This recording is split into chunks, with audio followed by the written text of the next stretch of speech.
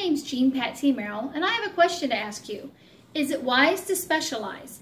This is a question that I wish more parents would think about before putting their children on a path to potential injury.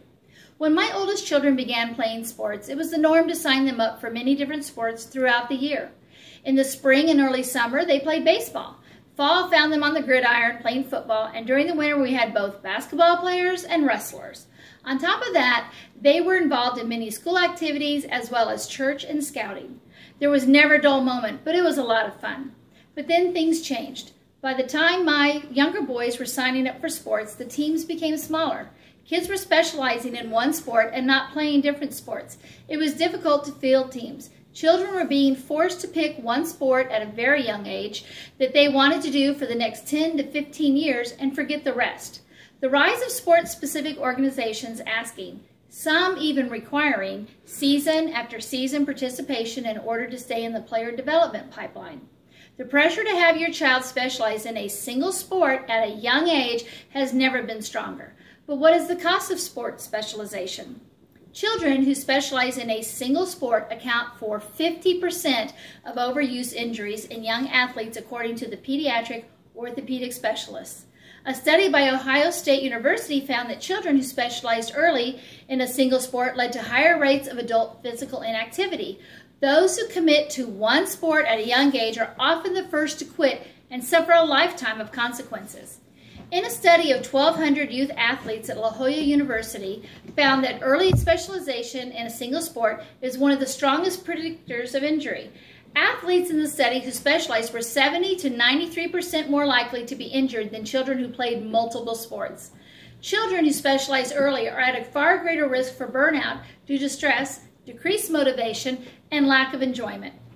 Early sports specialization in female adolescents is associated with increased risk of anterior knee pain disorders, including PFP and Osgood-Schlatter, compared to multi-sport athletes, and may lead to higher rates of future ACL tears.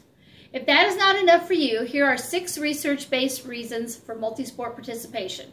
Research shows that early participation in multiple sports leads to better overall motor athletic development, longer playing careers, increased ability to transfer sports skills, other sports, and increased motivation, ownership of the sports experience, and confidence.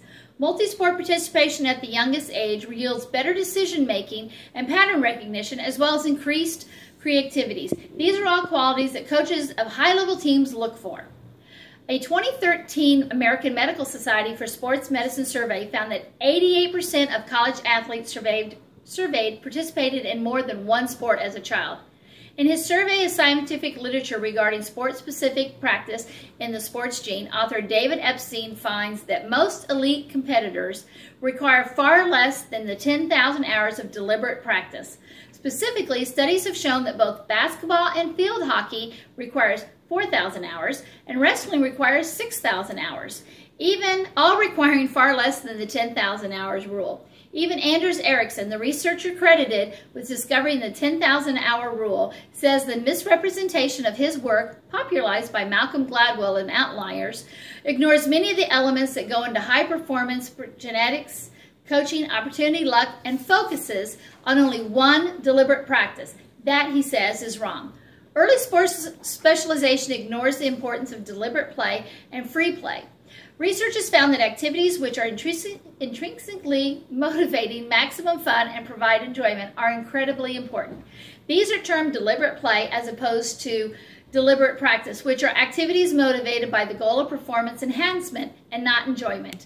Deliberate play increases motor skills, emotional ability, and creativity. Children allowed deliberate play also tend to spend more time engaged in sports than athletes in structured training with a coach.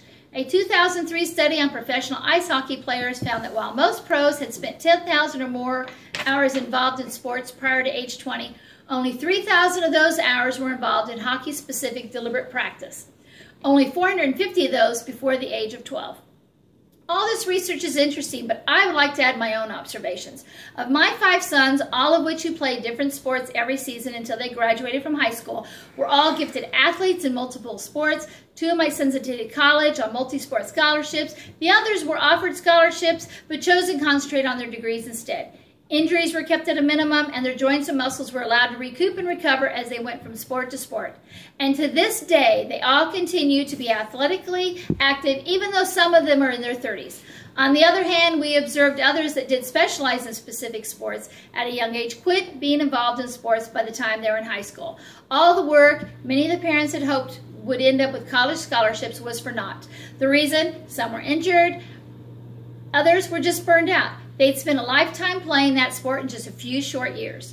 I know that this will take a lot more than one mom to change things, but it may never change. But for the sake of our children, please take a moment, do your research, check it out, and then make the best decision for your child. Let them become well-rounded athletes and let them become well-rounded individuals.